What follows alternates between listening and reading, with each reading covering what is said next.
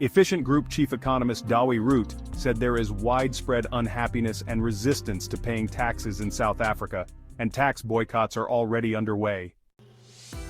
Root made these comments during a discussion about land reform and the government's duties in South Africa on the Prague podcast.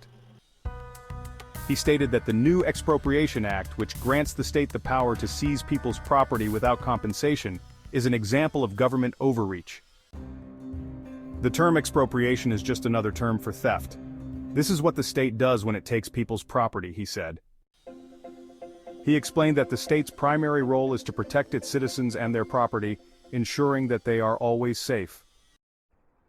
When the state fails to perform this duty, it breaches its social contract with its citizens, which can lead to a decline in tax payments.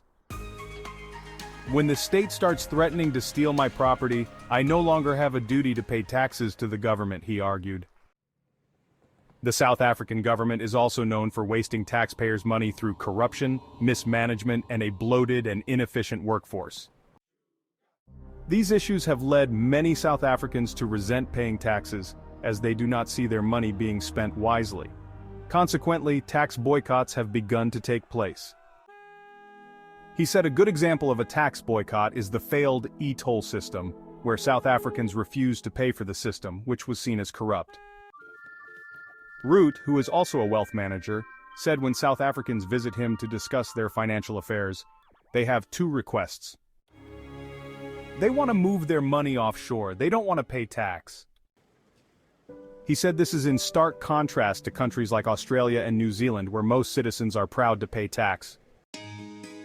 They are not averse to paying taxes because they know their money is spent efficiently. However, in South Africa the money is wasted, he said.